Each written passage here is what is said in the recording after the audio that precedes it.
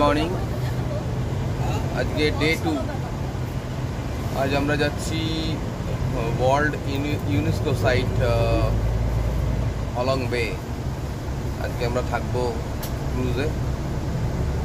কালকে আমরা ক্রুজ থেকে নেমে আমরা চলে যাব দানাং। তাই কালকে কটার সময়? তাই আমরা এখন সকালবেলা বেরিয়ে পড়েছি ব্রেকফাস্ট করে। এখন বাজে 8টা।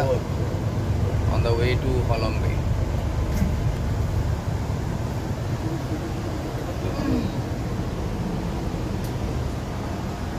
যেটা ফোনে 15 মিনিট আছে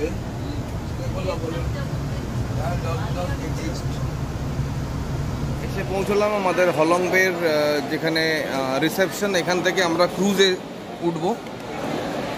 চলুন আমার সাথে যাই আমরা এগিয়ে। আমাদের ক্রুজ কোঅর্ডিনেটর চলে এসছে, আমাদেরকে নিয়ে যাচ্ছে ভেতরে। চলুন, সোজা চলুন।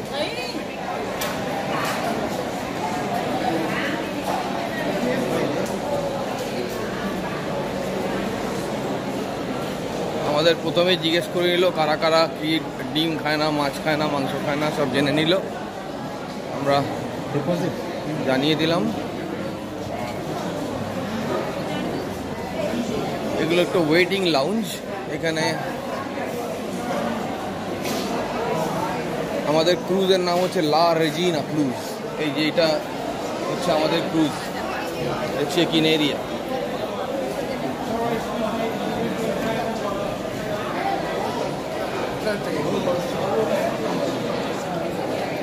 আমরা চলে এসেছি আমাদের ক্রুজে ওঠার আগে। এখানে ছোট এতে করে বোটে করে ট্রান্সফার করবে ক্রুজে। আমাদের বোট আসছে।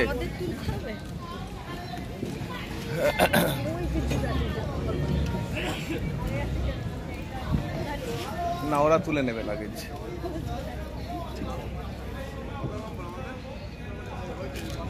ওই আমাদের বোট এসে গেছে, ওইটাতে করে আমরা ক্রুজে যাব।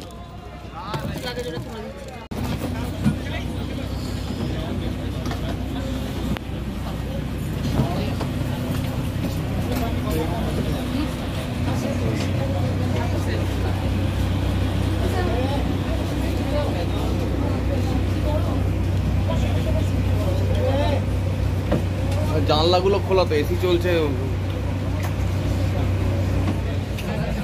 এইসব আমাদের গ্রুপ।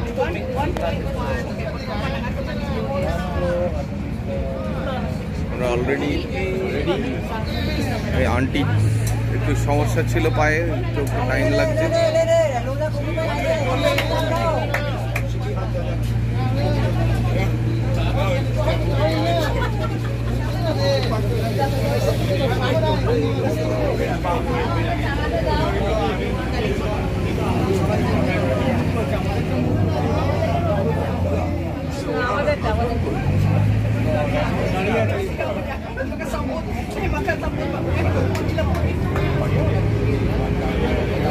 আন্টিকে ওইখানে একটা চেয়ার দিয়ে বসে দিলে হতো না?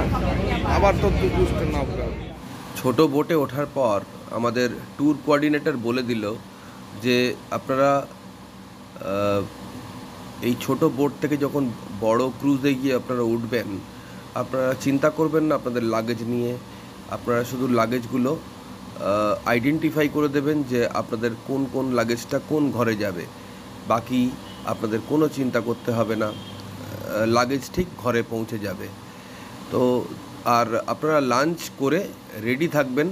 আর প্রত্যেকটা ঘরে স্পিকার দেওয়া রয়েছে, সেখানে কিন্তু আপনাদেরকে অ্যানাউন্স করা হবে লাঞ্চের পর ঠিক কোন সময় আমরা আপনাদেরকে নিয়ে যাব নেক্সট কোনো ডেস্টিনেশনে। সেটাই আমাদেরকে জানিয়ে দিল আমাদের ক্রুজ কোঅর্ডিনেটর। এই হচ্ছে আমাদের ক্রুজ, ওরা ওয়েভ করছে আমাদেরকে।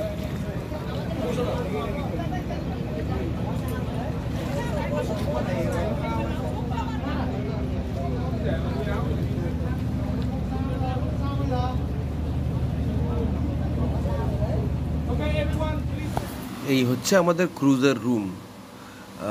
প্রথমেই চাবি পেয়ে আমরা এই রুমটা আপনাদেরকে দেখাচ্ছি। দেখুন, দুটো সুন্দর বেড, পাশে হ্যাঁ যথেষ্ট স্পেস আছে এবং জানলা খুললেই দেখা যাচ্ছে পুরো হলং বে।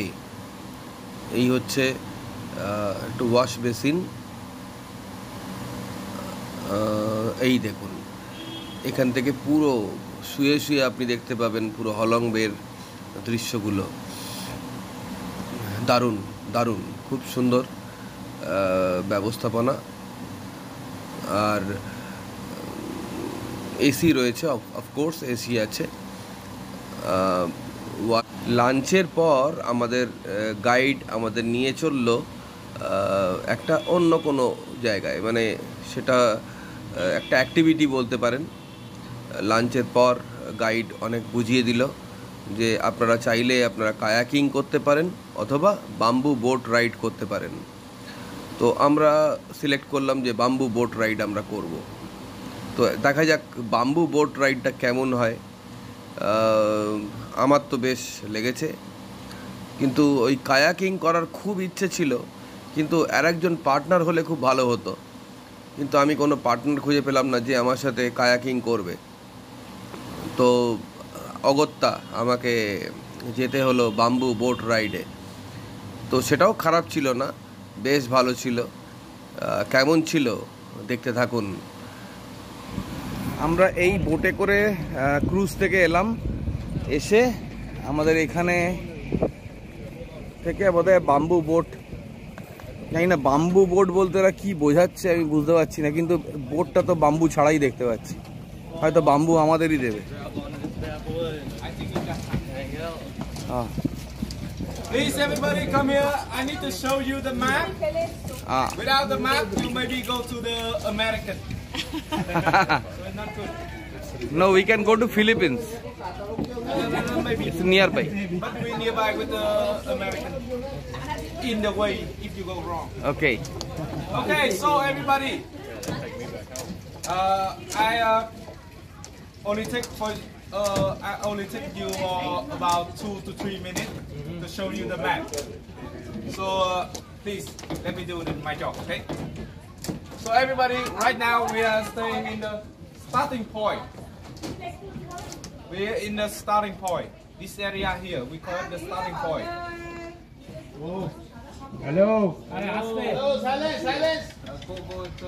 Here right now, and kayaking and the bamboo boat will all go in the same way. We go straight, and then we will turn right. When you see over there, you can see the way to turn right. Kayaking and the bamboo boat will go in the same way. Remember that. If the kayaking not remember the map, you follow the bamboo boat, because the bamboo boat have a roller and they will rowing for you. You don't need to rowing anything, so you don't need to remember the map. After you turn right, you go straight and you can see the fishing village house, floating house of the fishing of the fisherman. This house. And for the kayaking, remember, don't get too close to the house for one reason. In the house is এখানে আমাদেরকে guide বুঝিয়ে দিল যে আপনারা যখন bamboo বোটে করে যাবেন, এখানে অনেক ফিশারম্যান ভিলেজ রয়েছে, অনেক মাছ ধরার গ্রাম আছে, কিন্তু ভুলেও কখনো আপনারা এই গ্রামে নামবেন না। এখানে কিন্তু ভয়ঙ্কর কুকুর থাকে, মানে এরা প্রোটেক্টর হিসেবে কুকুর পোষে, এবং এই কুকুররা এতটাই ফেরোসাস হয়, এরা কিন্তু মানে কাউকে ছাড়ে না।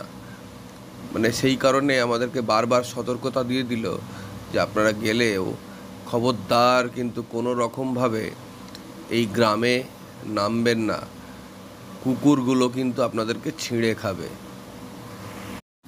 প্রসঙ্গত বলে রাখি, আমাদের এই ট্যুরের এই যে এক্সট্রা অ্যাক্টিভিটিগুলো জেনারেলি কী হয়, যারা হলং বেতে ক্রুজ বুক করেন, এই অ্যাক্টিভিটিগুলো কিন্তু ইনক্লুডেড থাকে। তাই আমরা যেহেতু প্যাকেজ ট্যুরে গেছি, তাই এগুলো সমস্ত আমাদের ইনক্লুডেড ছিল এর মধ্যে। তাই আলাদা করে কোনো খরচের হিসেব আমি আপনাদের দিতে পারবো না। তাই প্যাকেজ ট্যুরে যখন আপনারা বুক করবেন, যখন হলং বে ক্রুজ বুক করবেন তখন দেখে নেবেন এই প্যাকেজের মধ্যে ওদের কি কি ইনক্লুশন এবং কি কি এক্সক্লুশন রয়েছে।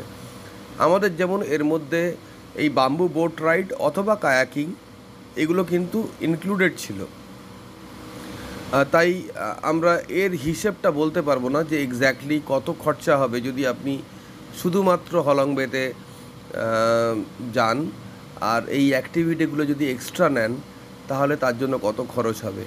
তাই এই ব্যাপারে আমি আপনাদেরকে কোনো আইডিয়া দিতে পারলাম না, দুঃখিত। কিন্তু মানে এই যে এরকম দাঁড়িয়ে আছে, আমরা সবাই এখানে রয়েছি। এই যে দেখুন, এই দেখুন, দারুণ এনজয় করছি। ধুর, কোনো এক্সাইটমেন্ট নেই। না রে রাজেশ, ওই কাকিটা তো কষ্ট হতো। কাশ্মীর ওই কাকি এই গোয়া দিয়ে বেরোতে হবে, ঢুকে ওইদিকে বেরো। এই গুহা থেকে ঢুকবো? না আমরা না, আরে আরে আরে আরে আরে কাকিকে করতে চাইবে। ও আচ্ছা, না না, ওই কায়াকিং বললো না, সেম রুট যাবে, যেটা দিয়ে এইটা দিয়ে যাচ্ছে ওরা সেম যাবে। না সব গোয়াতে ঢুকতে পারে। কায়াকিং এ খাটনি আছে, ওটাতে খাটনি নেই, এটাতে কোনো খাটনি নেই, এটা অ্যাক্টিভিটি একটা। আসু আর আসু বিয়ে করছিল না? হুম হুম, ওই দেখো ঝিনুকগুলো দেখেছো?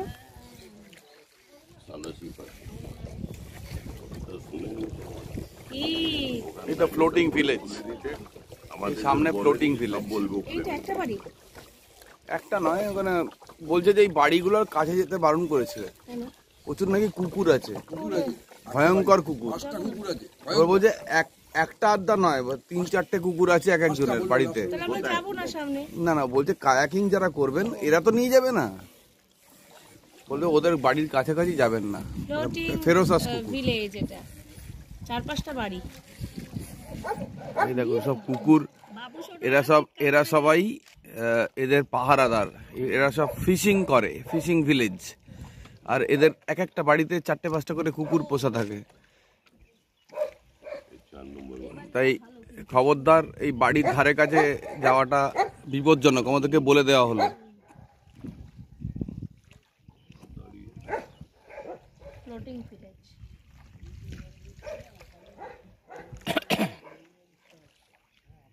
কুকুরগুলো দেখতেও মারাত্মক হিংস্র গো। এটা আঁচটা নি গন্ধ ছাড়ছে না? ওই মাছে নিয়ে থাকবে।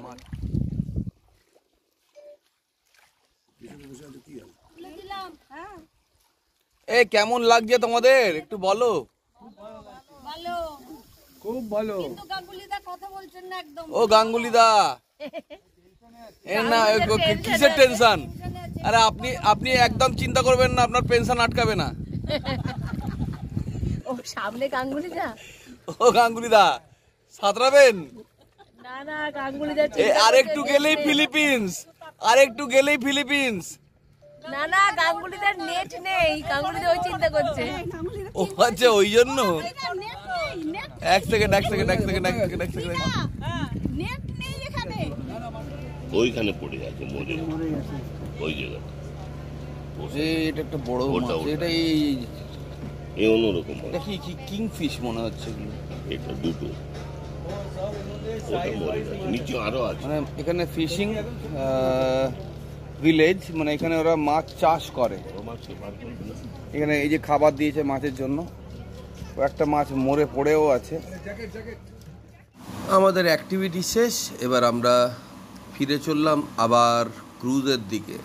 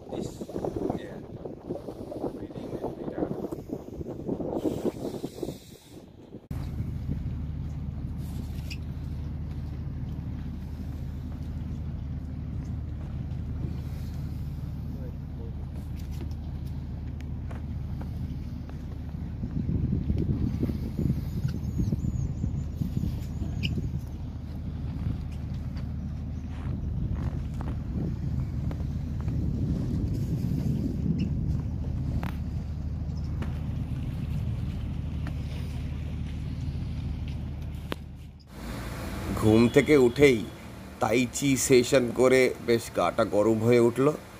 এরপর ছোট্ট একটা ব্রেকফাস্ট ওরা আমাদেরকে প্রোভাইড করলো। সেটা করার পর আমাদেরকে ছোট বোটে করে নিয়ে আসা হলো এই আইল্যান্ডে। এই আইল্যান্ডগুলো অ্যাকচুয়ালি শেল্টার, মানে শেল্টার, ন্যাচারাল শেল্টার বলতে পারেন। যারা মাছ ধরতে যেত এই হলং বেতে, আর হঠাৎ যদি কোনো ঝড় বৃষ্টি এসে যায়, তখন ওরা এই শেল্টারগুলোতে আশ্রয় নিত। তো এই শেল্টারগুলো কিন্তু একেবারে ন্যাচারালি তৈরি। মানে আমি আপনাদেরকে দেখাবো, এবার আসুন দেখতে থাকি এই শেল্টারগুলোর ভেতরটা কেমন।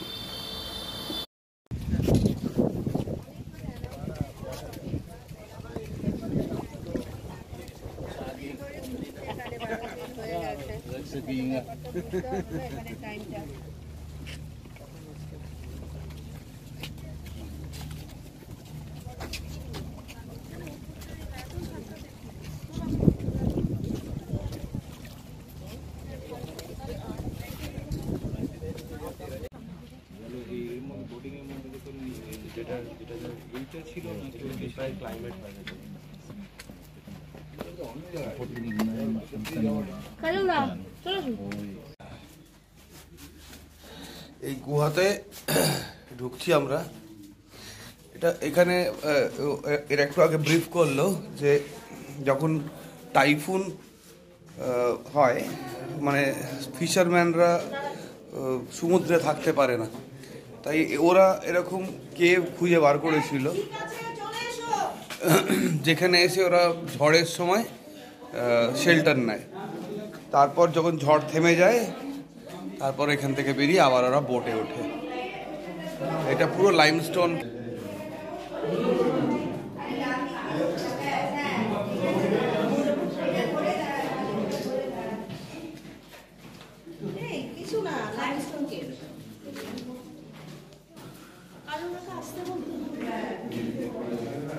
Okay, everyone, we will spend time here for about 15 minutes.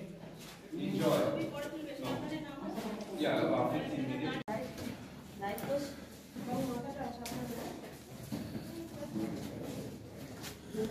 এখানে দুটো চেম্বার আছে, একটা যেটা বেরিয়ে এলাম, আর এটা একটা বিগ চেম্বার।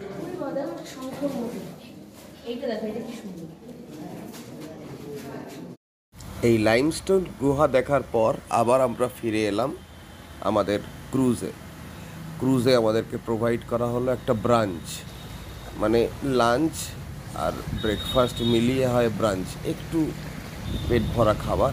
তারপর আমাদেরকে নিয়ে যাওয়া হলো আবার হারবারে। এবার আমাদের আজকের পালা এখানেই শেষ, আবার দেখা হচ্ছে।